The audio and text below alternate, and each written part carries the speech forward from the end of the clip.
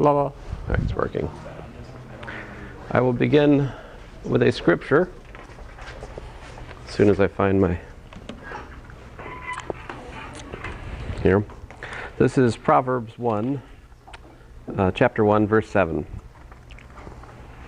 Here's how it goes. The fear of the Lord is the beginning of knowledge. Fools despise wisdom and instruction. There you go. I'll stop right there. Let us begin. Heavenly Father, we thank you for this day. Again, I thank you for this class and this time we have to meet and study linear algebra together. Help us to understand a little bit more about just how matrix multiplication, row reduction, all these things work together, Lord. In your name I pray, Lord Jesus. Amen. All right, so I have many things to tell you today, of course, but before I do that, do you guys have any questions?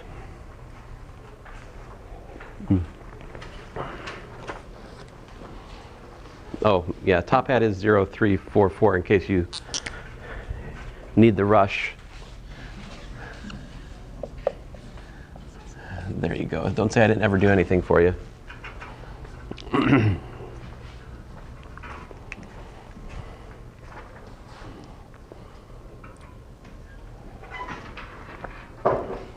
Okay then, well, I would remind you last time we introduced the identity matrix definition. And I'm going to give a sort of general definition here. The n by n identity matrix it's an n by n matrix. It's a square matrix where in ij is equal to Kronecker delta ij. Now Kronecker delta may be new to you, but it's very simple. It's 1 if I is equal to j. It's 0 if I is not equal to j. That's how the Kronecker delta works. It's a wonderful shorthand for a simple idea. It's also the components of the identity matrix. Now, usually I don't write the sub n, right? It's just understood in context, like which n is the choice. For example, if I have A, B, C, D, and I multiply by I, all right, then it's understood that that means A, B, C, D times 1, 0, 0, 1. All right?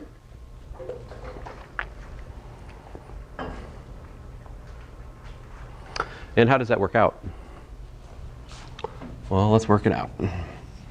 So we get A times 1 plus, I'll write out the steps to make it seem like I'm doing something here. C times 1 plus D times 0. A times 0 plus B times 1. C times 0 plus D times 1. Also known as ABCD. All right. So this is the identity matrix. The identity matrix is kind of boring. It just does nothing. We multiply a matrix by the identity matrix, you're back where you started again. Now, there's another way to look at this. Maybe I should talk about a few other things, so alternate viewpoints.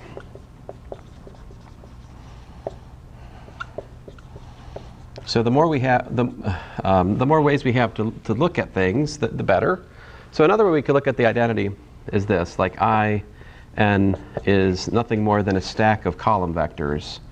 Concatenate E1, E2, all the way to EN, right?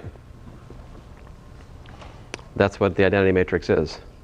Alternatively, you could look at it, this is, I don't know if I've ever written this before, I just thought of it just now, but it's kind of dumb. But that's also E1 transpose, E2 transpose, stacked, EN transpose, like so, yeah? You can either look at it as, that way or that way. Do you guys know what I'm talking about, E1 through EN? I hope so. Pivot columns. The pivot columns, like E1 is the column vector with 1 in the first spots and zeros afterwards, right? E2, 0, 1, 0, 0. So, I really do expect you know this going forward. I'm not going to keep telling you what these are, all right? If you forget, you can ask me, I'll tell you. I'll be annoyed, but I'll tell you. Not too annoyed. Medium annoyed. Like as annoyed if a cat was, say, to come and sit on my lap. That level of annoyance. So, sorry, I digress. So we mentioned that there's this column by column matrix multiplication rule. There's some other things here though, right? So like, if I was to look at, say, A times I, another way I could look at this, and suppose A is, you know, m by n, all right? And so we're talking about in for the sake of specificity here. That's A times E1, E2, En, right?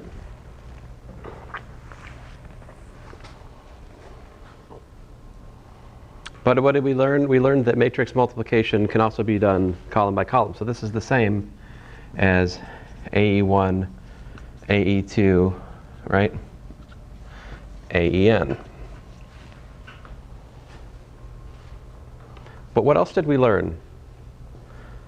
A couple things you should keep in mind. These are super helpful.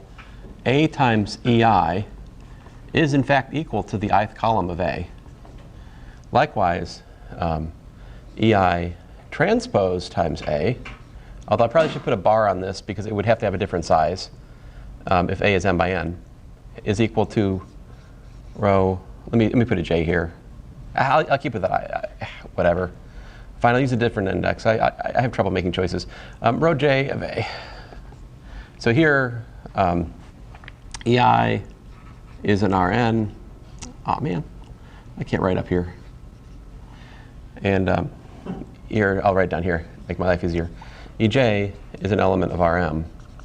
So EJ transpose would be a 1 by m, a row vector length m. And I'm assuming here A, for the sake of this discussion, is m by n. All right, so let me repeat it in words.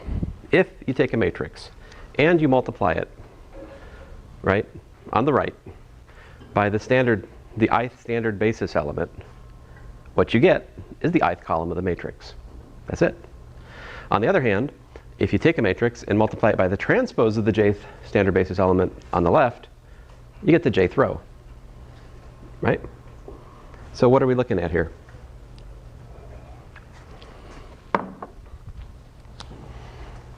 What's this? This is column 1, column 2,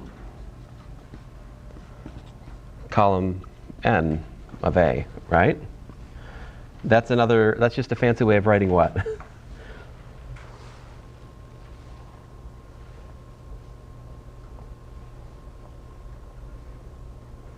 you guys really not know what I'm doing?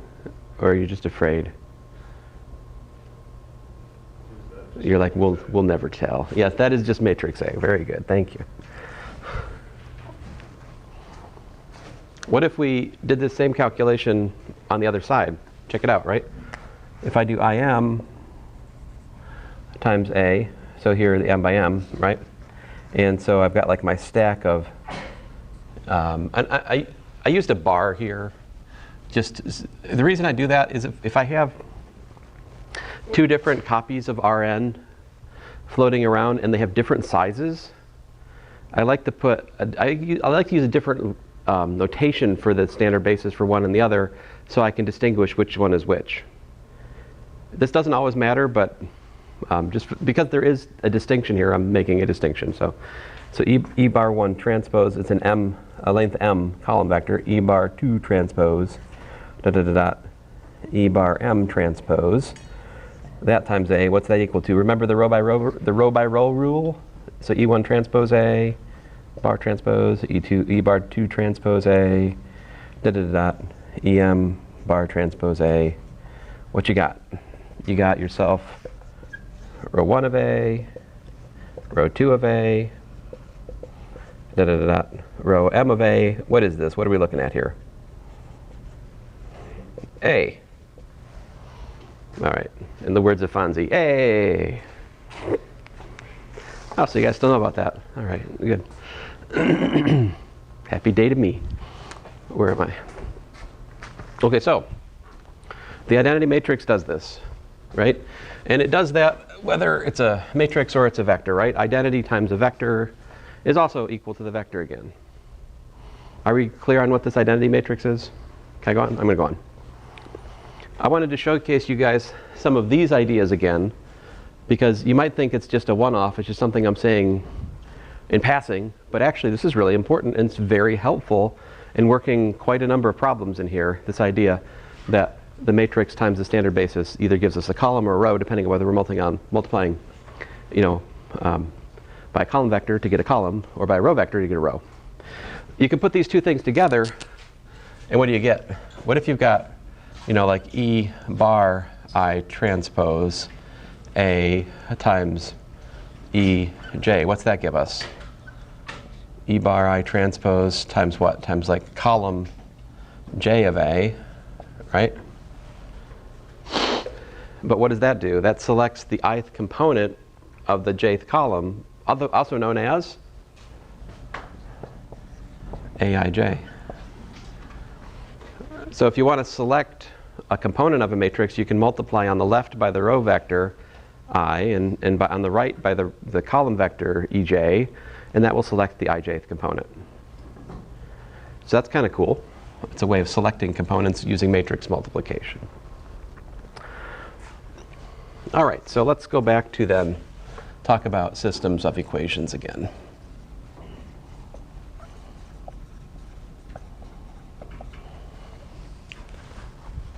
What can we say about systems of equations? Let's revisit it once more. So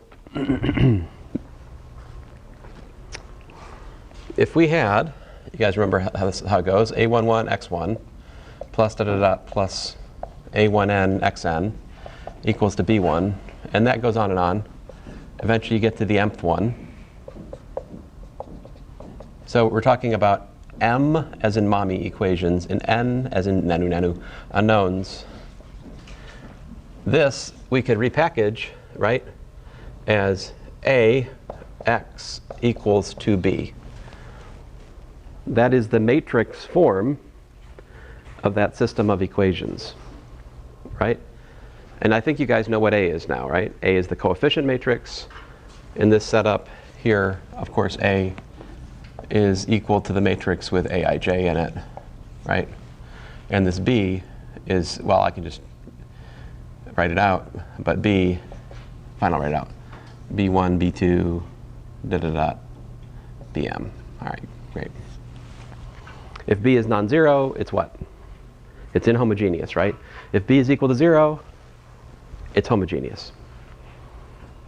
So this is our first order of business, is learning how to solve this, right?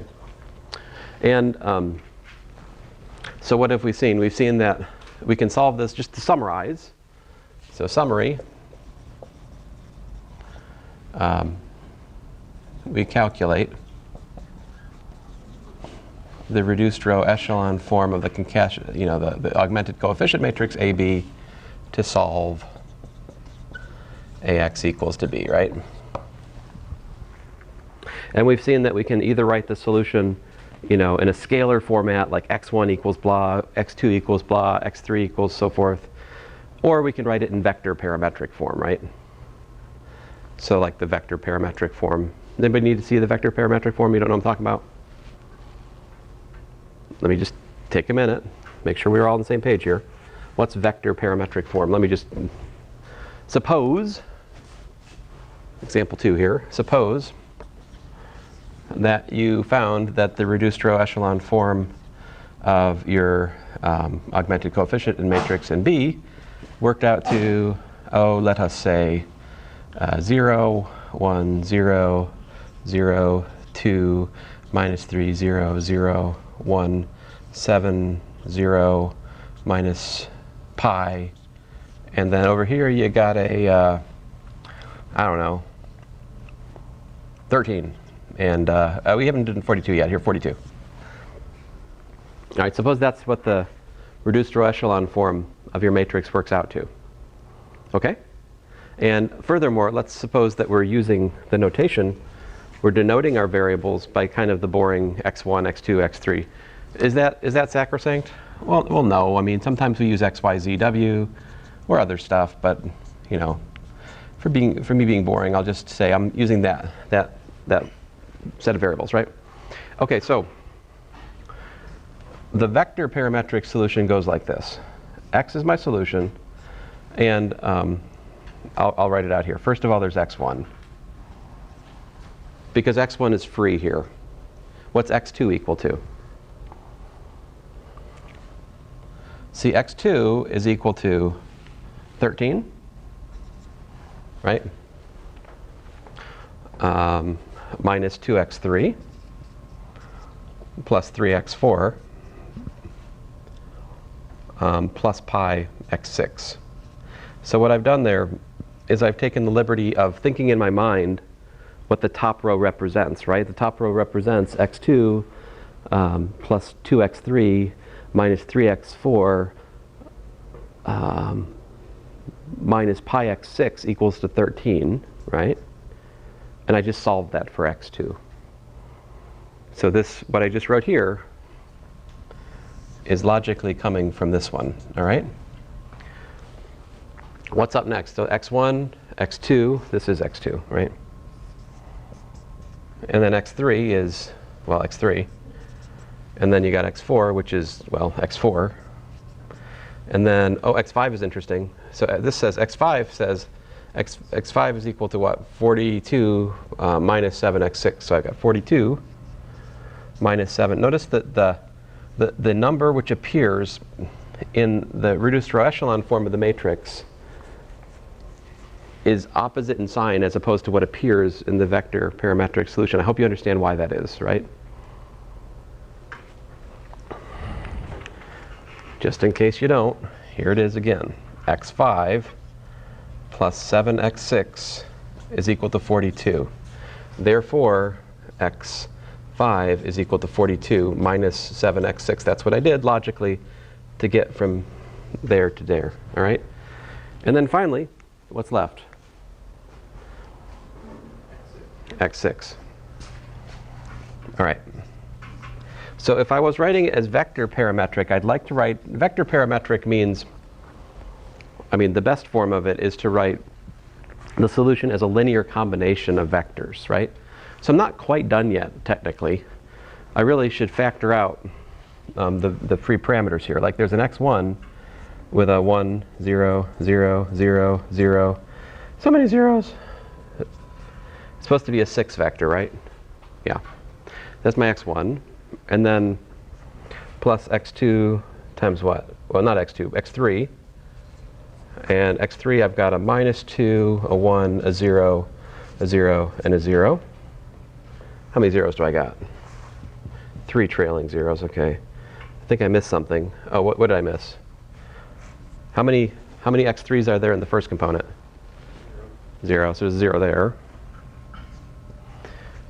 I should have a 6 component vector. That's what we're dealing with here. What's my next free parameter? My next free parameter here would be x4. I got a 0, 3, 0. There's 1 x4 and x4. There's 0 x4s in the 5th component, and the 6th component also has 0. How many parameters does this thing have? It's got 4 parameters, doesn't it? Because it's got 2 pivot columns, right? And 6 total columns in the coefficient matrix. So we expect 4 free parameters in our solution because there are 2 dependent parameters that are corresponding to the pivot columns. So what do I have left? Oh, x6, right? x6 times what? What's going on here? Zeros, well, we got 0. Looks like a pi. 0, 0, negative 7, and finally, last but not least, 1. All right.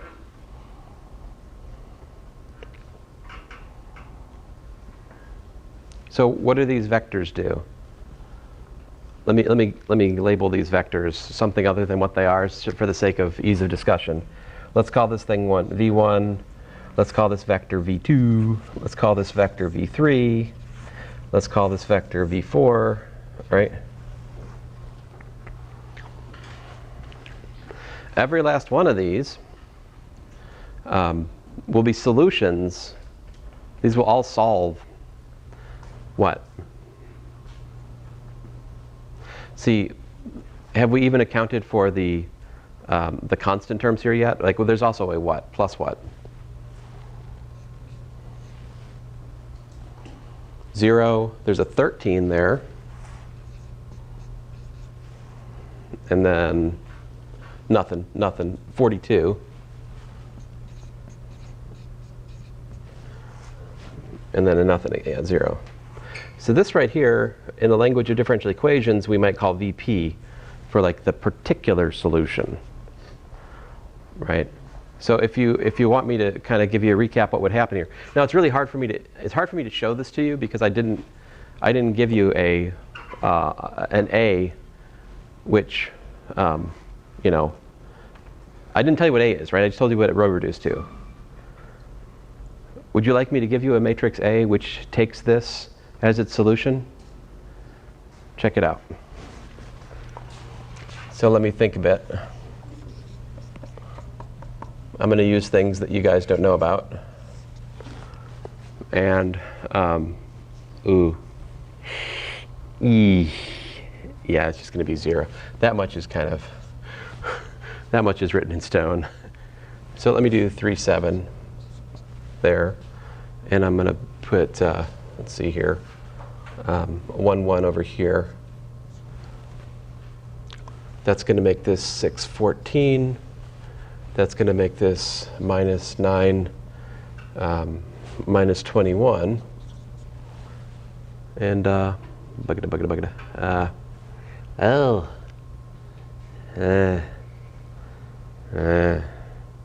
I regret that pi at this point. 7,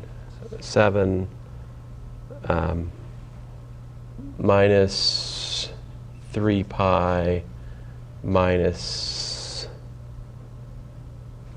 7 pi, I think. Yeah, if I haven't made a mistake, that right there,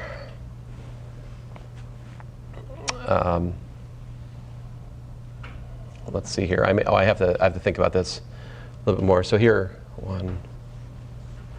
this A, 1, 2, 3, 4, 5, 6. Oh, goodness gracious. The inhomogeneous term, it's got to be 13. What's got to go over here is like 13 times 3, 13 times 7, plus, 42 times 1 plus 42 times 1. That's what has to go over here. So this is AB, my bad. So my claim is that the system of equations with that augmented coefficient matrix will in fact have that row reduction. Now you might wonder how on earth I came up with such a claim, right? I'd like to explain that to you. I'd like to show you the method of my madness. But before I do that, I want to just take a second more here and sort of capitalize on what example 2 shows us. If I did it right, and I really regret the pi at this point, but we ought to be able to check. If I haven't made a mistake, it should be the case that AV1 equals to AV2 equals to AV3. Don't check me because I don't want to know if there's a mistake. AV4. Anyway, you guys didn't tell me 1 equals 3 the other day, so I'm relatively safe from your corrections. Let's see here, AV4 equal to 0, and then AVP, what's it equal to? AVP is actually going to produce this monstrosity, whatever that is. 39 plus 42, 81. And it's 91 plus 42. I don't know what is that? 133? Okay. So supposedly, that is the meaning. Like whenever we solve a system of equations, and we have parameters in the solution sets, there's two pieces, all right? The one piece is the sort of what we call the homogeneous solution. The homogeneous solution is the part which just goes to 0. And then there's a particular solution which actually will reproduce the inhomogeneous term. That's the way it works. All right. So like if you wanted to think of it geometrically, the homogeneous solution is something like a plane through the origin or a line through the origin, right? But the whole solution here, so does that actually solve the system? Well, no, because the system actually has, non-zero term. It's inhomogeneous. So if you plug in vectors and you get 0, they're not actually solutions to the system that's given, yet they are solutions to a corresponding homogeneous problem, right? And then basically you've got this parameterization of this 4-dimensional plane. That's probably a wrong thing to say. 4-dimensional hypervolume, and then it's shifted off the origin by this little vector over here. I probably would have done better to give you like a 3-dimensional example we could actually picture. I'm sorry, I made my bed. I have to lie in it. It is what it is. We will have easier examples going forward. I'm sorry I have introduced certain ideas in this example. They will be introduced again. Wait a minute. They won't be introduced again. I'll go over them again. Let us talk about what's called an elementary matrix.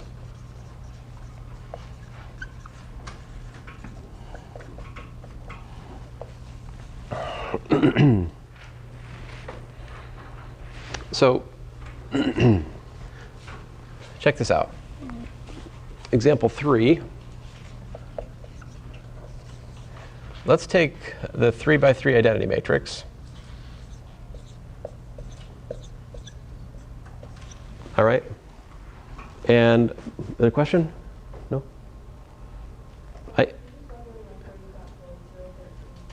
I have not explained that yet. That is a mysterious, dark secret that I will soon explain. But it's not obvious. It's by no means obvious. So it's also not that complicated, truth be told. But I need to share with you the secret of my secret. All right. So how about this? We swap row 2 and 3. What would happen? What would you get?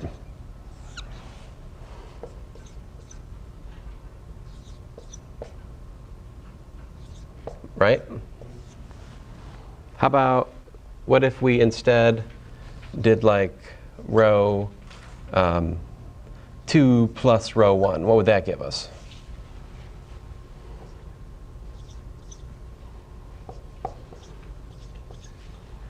Right? Anything else you got? What's the other row reduction we do? How about what if we do row 3 times 7? How would that go? Actually, instead of 7, let me do a constant. So we'd have 1, 0, 0, 0, 1, 0, 0, 0, C, right? So let me just introduce notation for this. This is I3 such that row 2 flippy flop with row 3. This is I3 such that row 2 goes to row 2 plus row 1.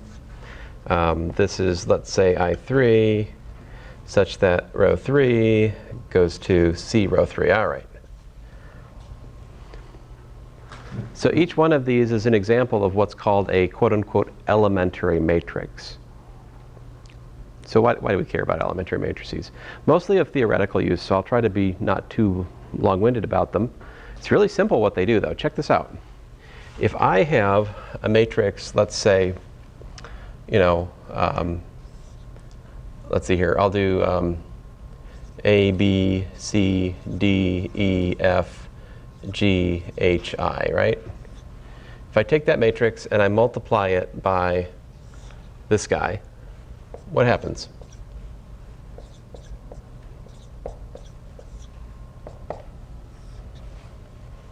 Let me give this matrix a name. Let me call it M, just for the sake of discussion here. So what happens to M? So we still got a my bad. We've got A, G,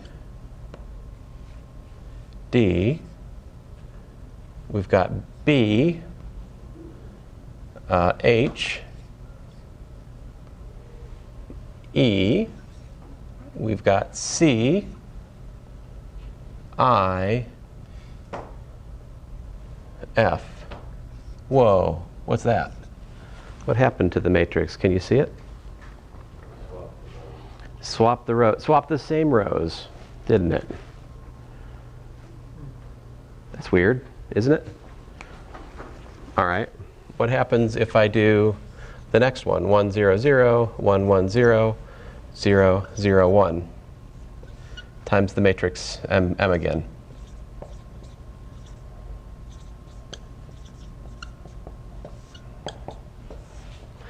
I get, let's see here,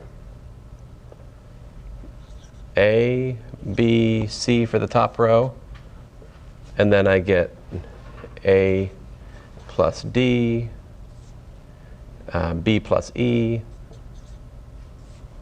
and C plus F for the middle row, and the bottom one I just get GHI, I believe. In other words, multiplication by the elementary matrix does the same thing that was done to it. Yeah? I think you know what's going to happen for the third one, right? If we look at this one,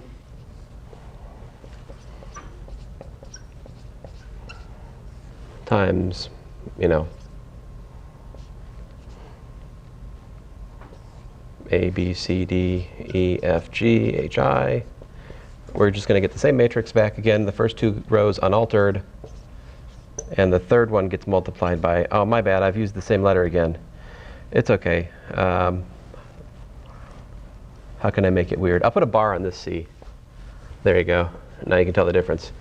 Okay, so C bar G, C bar H, C bar I. There you go.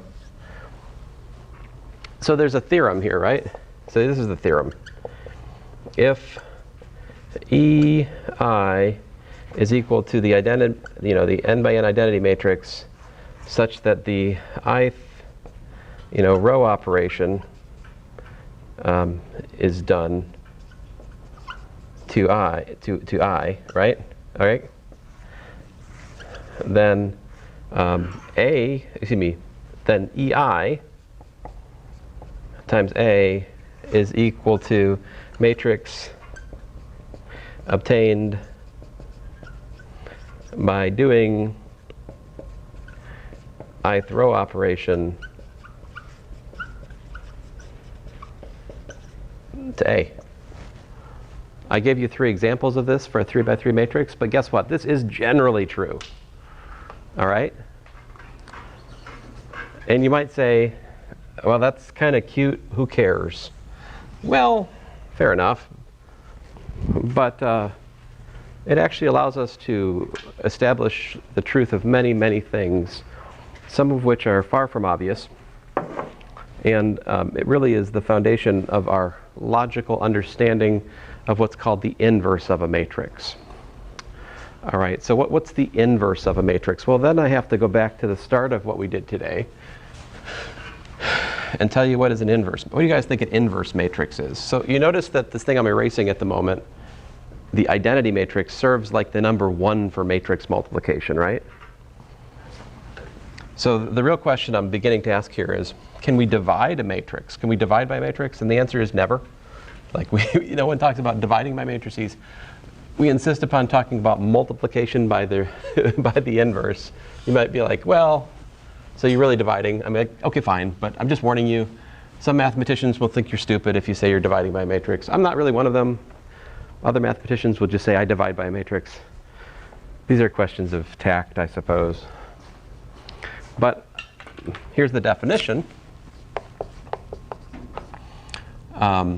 If there exists B in Rn by n such that And I guess I should give you context here. Let A be a square matrix in R n by n, okay? If there exists B in R n by n such that AB is equal to I and BA is equal to I, all right, then B is said to be A inverse. It's the multiplicative inverse of A. All right? Does an inverse exist to every matrix? No, certainly not. Like, why? You know, caution. A inverse doesn't have to exist. Right? Let's think about this for a second. We already have seen examples, like lots of examples, where we had something like AX equals to 0 has lots of solutions, right? There are problems like that, right?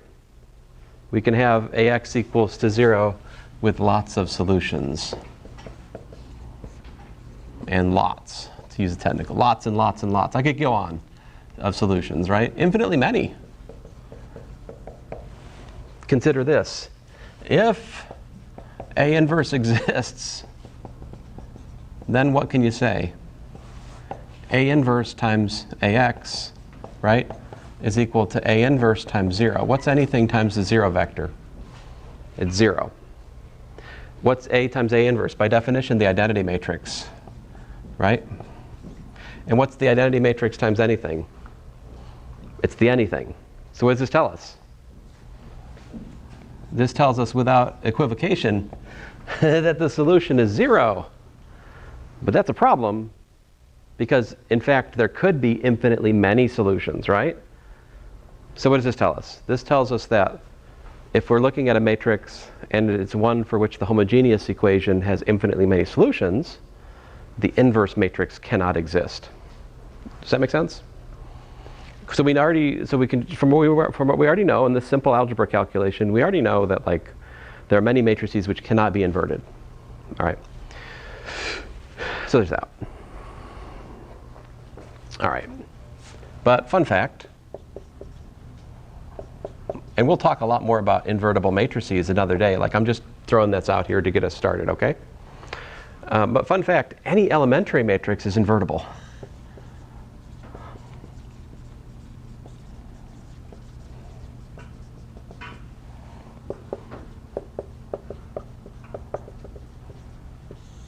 So it's invertible if it has its inverse. So you guys tell me, what do you think if you go back to my examples here, right? I had 1, 0, 0, 0, 0, 1, 0, 1, 0, right?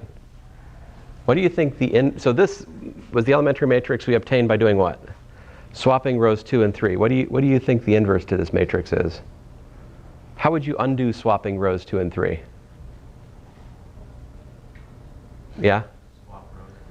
Swap rows 2 and 3. Yes, it is low-hanging fruit, but it is correct. Yes, and so that means that maybe this is its own inverse. You know, just like all the numbers we know of that are their own inverse. Wait a minute, how many numbers do you know like that? I know of 2, I think. Like one multiplicative inverse of 1 is 1. The multiplicative inverse of -1 is -1, I think. That's about it. 0. 0 does not have a multiplicative inverse. At least the 0 I'm thinking of. But there exist theoretical computer science types who can write papers about this junk. Anyway, so listen, that is 1, 0, 0, 0, 1, 0, 0, 0, 1. All right? Which, of course, is the identity matrix, which shows you that, you know, this, if this is E, right, then in fact E is equal to E inverse. All right. Now it turns out that if it works on one side, it works on the other. Like we'll eventually prove that if AB equals to I, it's automatically the case that BA is equal to I. But it's going to take me some time to explain that to you guys. But I wanted to explain the question. I wanted to explain to you how I reverse engineered that problem in the middle of class, because that was weird, wasn't it? I want to show you the thing that I know, explain to you why I know it. And this is something I did not learn in my undergraduate linear algebra class. And it's because it's a book, it's a thing that was a weakness in my book. My book actually didn't have this in it. For shame, because it's actually really important. But let me just get to it. There's a very simple thing we can do, but it's non-obvious. Like, I don't know if I would have come up with it myself. You know, a lot of things in linear algebra, I feel like if you put me on a desert island, give me enough time, I'd figure it out. This, I'm not so sure, because it's just beautiful. So if you have a matrix, E, right? Then, not E, listen to me, good grief, A, right?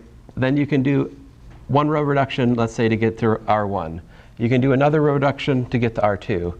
You can do another row reduction, you get to R3. And you keep doing row reductions until you get to what? Row ref, right? The reduced echelon form of A, which let's just call it R, right? Agree?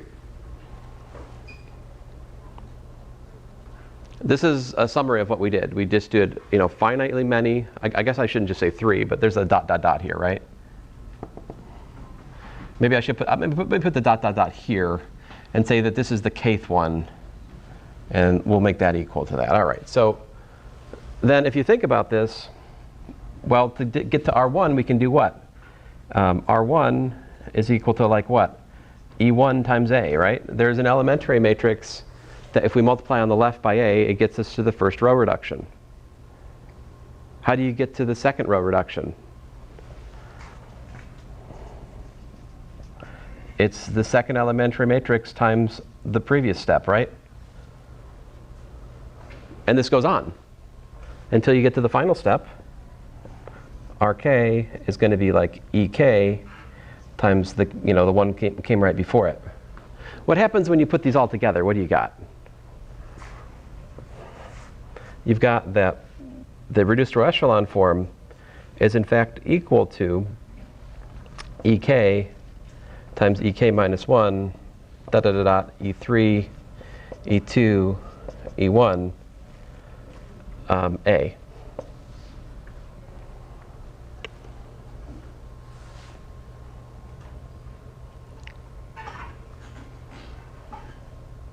So the row reduction of a matrix is, there's a formula for it. E A. So like, you know, a product of elementary matrices times A. Now, fun fact. This guy has an inverse. If this is E, then E inverse, we can argue more about this later, but I'll just write it down for you. It's E1 inverse times E2 inverse, sock shoes, but lots and lots of socks here. Yeah, like K-fold socks, but never mind. Never. So there is an inverse to that matrix like that. All right? So what that means then is that we can write A as equal to, you know, E inverse times R.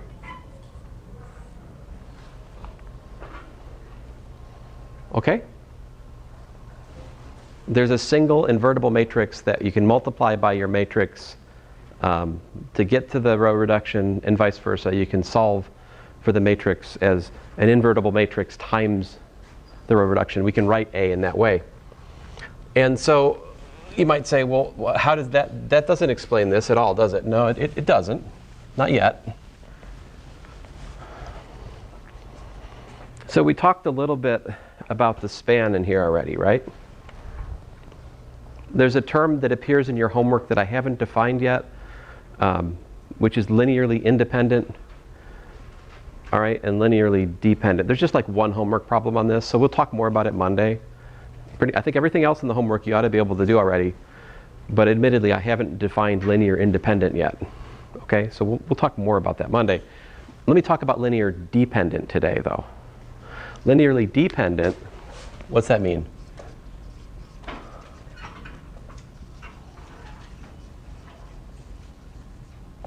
So if V can be written as a sum let's say I equals 1 to k of ci vi, then v with all these other ones is linearly dependent set. Let me put it in a more sort of generic way. If you can write one vector as a linear combination of another bunch of them, then that one vector is linearly dependent on the vectors which are in the set, like v1 through vk. So check this out. If column, let's say, whatever, well, and let me say it a different way.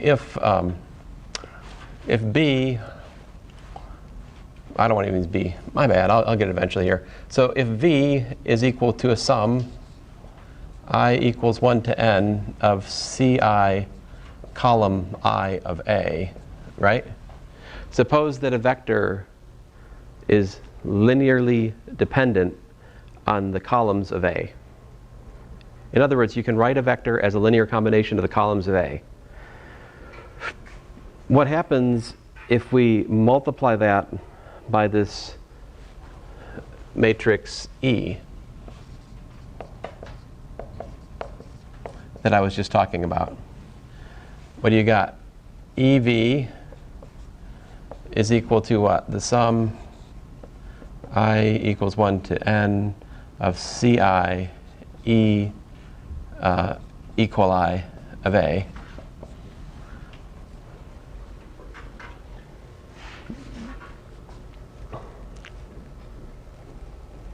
But what do we have?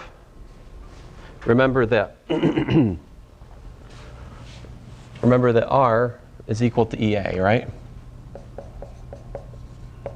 So that means that column I of R is actually equal to E times column I of A,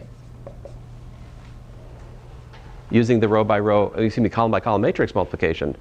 So in other words, EV, this right here, is exactly the sum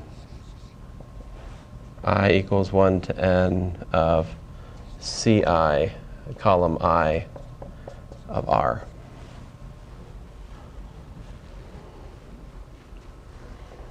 Let me put it in more plain English since we're running short on time here. If you start with A concatenated with B,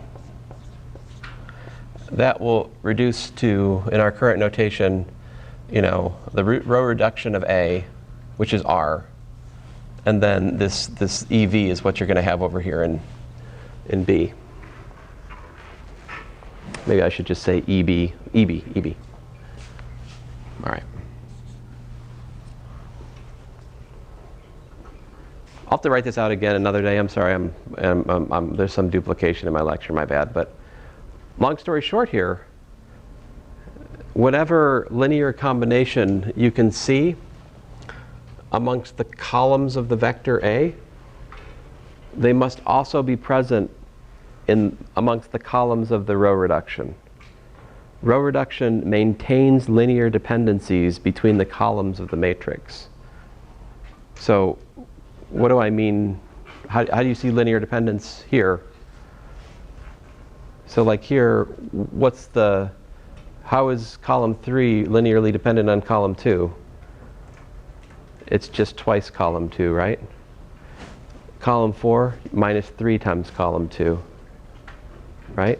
That's why over here I made these up. These I chose, and the thing is, whatever I put as columns 2 and columns 4, it will fix the rest of them by this principle of linear dependence amongst the columns. The same linear dependence seen in the row reduction must also be present in the original columns. That's how I reverse engineered it, by choosing these two and following the same pattern that's present in the columns originally, if I did that correctly. Listen, I'm going to explain this more another day. Sadly, I think I'm out of time, but anyway, that's what linear dependent means, though. It's like one vector linear combination of the others. So thanks, guys.